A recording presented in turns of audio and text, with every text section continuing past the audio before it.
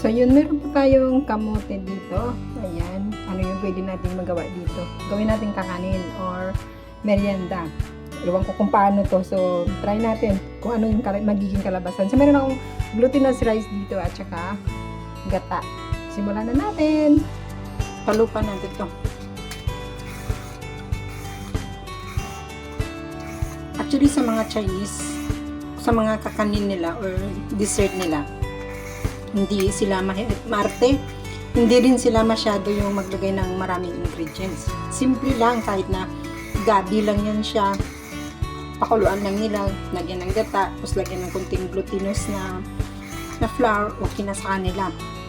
Pero siyempre, sa atin ng mga Pinoy, iba tayo, yung maraming etche-bureche. May lagyan pa ng sago, lalagyan pa ng langka, lagyan pa ng saging, na kung ano-ano, yung pwede natin makita. Pero try natin to, kamote lang. Subukan natin. Ganda ng kamote, oh. Vietnam na kamote to. Purple siya. Try natin kung ano yung magiging kalabasan niya.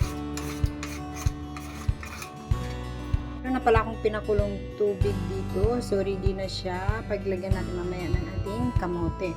Start tayo maghiwa ng ating kamote. Slice natin siya into cubes.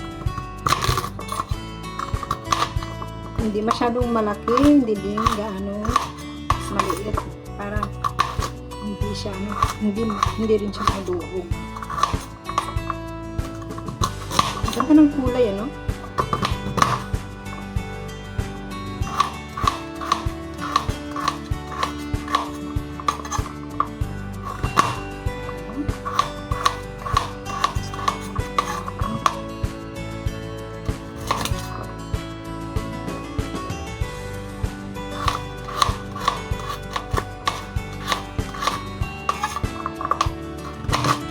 Purple yung pinili ko kasi yung iba doon, matry ko na kasi yung Australian na sweet potato.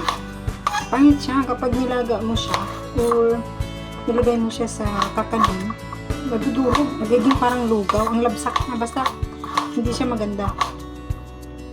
Yung Malaysian okay din, pero ito mas bet ko to, makulay pati. And ready na yung ating tubig. Pwede natin ilagay itong ating kamote. Ilaga natin siya ng una para lumambot. Alam mo, kunti ata yung tubig ko. Ang problema ko lang, gawa ko ng gawa, tapos walang kakain. Ako lang yung kakain. Ako lang mag-isa kakain. Ito yung ating glutinous flour o malagkit. Mix natin to. Bilog na siya. Bilog-bilog talaga. Kaya ready na siya. Ito na yung ating bilo-bilo or binilog-bilog na glutinous flour kanina. So, antay lang natin na kumulo yung tubig natin, tapos ilulublob natin ito. Luto na yung ating kamote. So, i-add na natin tong bilog-bilog o yung bilo-bilo, yung glutinous. Yan, lalagyan na natin. Pansin nyo, mas marami yung kamote kaysa sa ating glutinous na binilog. Kasi nga, ginataang kamote. Hindi siya ginataang glutinous.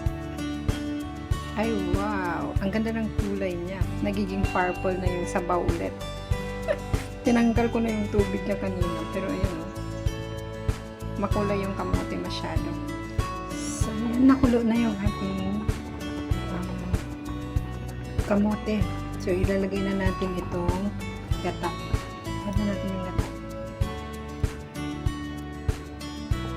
Ganda! Wow! Binoil natin siya ng guhit. Nag-dissolve pala ako ng glutinous flour dito para gawin natin pampalapot dyan sa kanyang sabaw. So, ito yung itsura niya.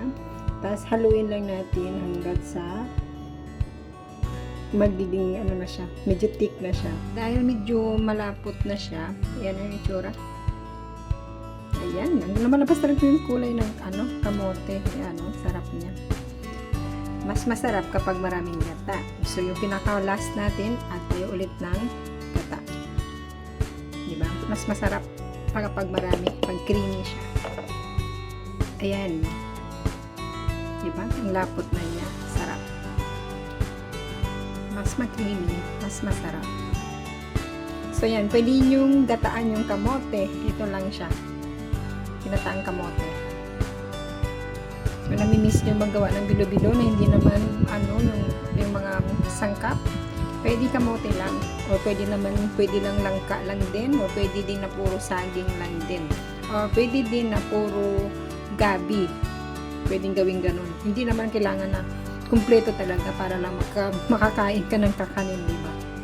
Ayan o. Wow, sarap.